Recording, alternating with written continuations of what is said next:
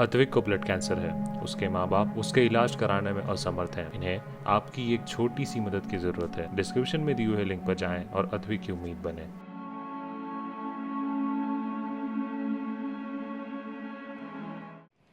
नमस्कार, आप देख रहे हैं एमपी तक। आपके साथ मैं हूं अमित तिवारी।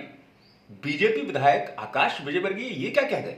आकाश विजयवर्गीय ने ऐसी बात कह दी कि उसके बाद सवाल खड़े होने लगे कि आखिरकार मध्य प्रदेश में शराब की जो दुकानें वो वाकई में इतनी जरूरी हैं कि जिनकी खुलने की आवश्यकता किराने की दुकान से कहीं ज्यादा जरूरी है। यानी कि मध्य प्रदेश के लोगों के लिए किराने की दुकान ज्यादा अहम है कि शराब की दुकान अहम है?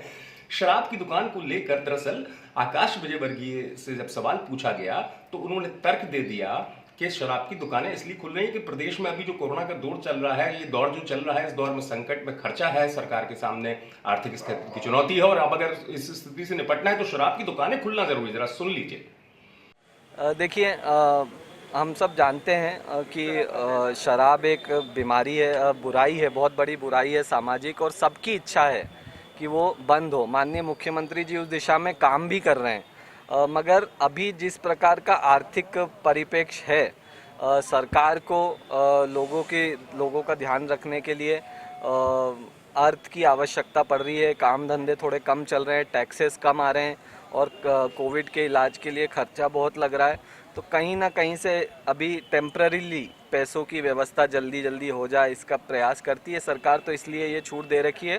मगर माननीय शिवराज सिंह चौहान जी अल्टीमेटली इस प्रदेश में से शराब बंद हो, इसके लिए प्रतिबद्ध हैं और जल्द ही आप उसके परिणाम भी देखेंगे। ठीक है, आकाश विजयवर्गीय ये भी कह रहे हैं कि शराब की दुकान आगे बंद भी हो सकती है क्योंकि मुख्यमंत्री चाहते हैं कि प्रदेश में शराब बंदी हो। लेकिन क्या आकाश विजयवर्गीय इस बात को समझेंगे कि मध्य प्रदेश में, खासतौर से इंदौर में जिस चीज का विरोध हो रहा है वो इस चीज का विरोध ज्यादा है। आपको बता दें कि जो ऑर्डर है अनलॉक के बाद, उसमें किराने की दुकान तो दिन तक खुलती है, शराब की दुकान रात तक खुलती है। तो अब ऐसी स्थिति में सवाल ये उठता है कि भाई लोगों की जिंदगी में जो रोजमर्रा का सामान लेना है वो किराने की दुकान से लेना आवश्यक है या शराब की दुकान से लेना आवश्यक है? इन दोनों स्थिति में ये भी बात आती है कि आखिरकार क्यों शराब की दुकान अहम हो जाती है। वो जानकारी भी मैं आपको बता देता हूँ। आखिरकार ऐसी कैसी कमाई है और इतनी कमाई कैसे है जिसको लेकर सरकार जो है वो शराब की दुकानों को खोलने की अनुमति दे देती है और उसकी समय सीमा भी बढ़ा दी जाती है किराने की दुकानों की तुलना में ज्यादा। दरअसल इंदौर की अगर हम बात करें तो शहरी और ग्रामीण क्षेत्रों को मिला तो करीब 175 दुकानें हैं, जिसमें 106 जो है वो देशी शराब की है, 67 इंग्लिश वाइन शॉप हैं, 2 इंपोर्टेड वाइन शॉप हैं। ऐसे तो कुल करीब जो आय है सरकार के पास जो इंदौर के जरिए जाएगी वो 10 महीने के करीब है 910 करोड़ रुपए। अब आप सोचिए 910 करोड़ रुपए जिसमें सरकार को मेंटेनेंस का खर्चा भी नहीं देना है। अब हम बात आते हैं इस बात पर कि सवाल क्यों उठे। सवाल इसलिए उठने लगे कि इंदौर के लोगों के अंदर ये थोड़ी सी नाराजगी देखी गई इस बात को लेकर कि भाई जो किराने की दुकान है, अगर आप संक्रमण का खतरा मान रहे हैं तो किराने की दुकान से ही संक्रमण निकलता है क्या? और दूसरी जो जरूरी दुकानें क्या उनसे निकलता है? या शराब की दुकानें रात तक खुलेगी या वहां पर लोग जाएंगे तो उससे संक्रमण का खतरा नहीं है क्या? ऐसी स्थिति में सवाल इसलिए उठे कि इंदौर के लोग जो है इस बात को लेकर भी नाराजगी देखी गई थी कि ये अलग अलग गाइडलाइंस किस तरीके की है।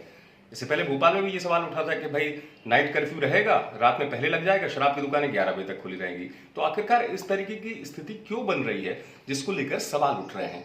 इंदौर के मामले में यही वजह है कि लोगों की नाराजगी भी इस बात को लेकर थी कि भाई किराने की दुकानों को समय तो दीजिए कि किराने की दुकानें 4 घंटे भर खुलेंगी, शराब की दुकान 9 घंटे तक खुलेगी। तो अब ऐसी स्थिति में विधायक आकाश विजयवर्गीय का ये बयान भी निकलकर सामने आ गया कि शराब की दुकानें इस वजह से खुल रहे हैं। तो अब यही बात है जिसको लेकर लोग जो है वो अपनी नाराजगी भी जाहिर कर देते हैं कि भाई दुकानों को लेकर एक गाइडलाइन जो है उसमें इस चीज का ध्यान रखा जाना चाहिए था। इंदौर से आप तक ये खबर पहुंचाई हमारे संवाददाता धर्मेंद्र कुमार शर्मा ने। आप देखते रहिए एमपी तक।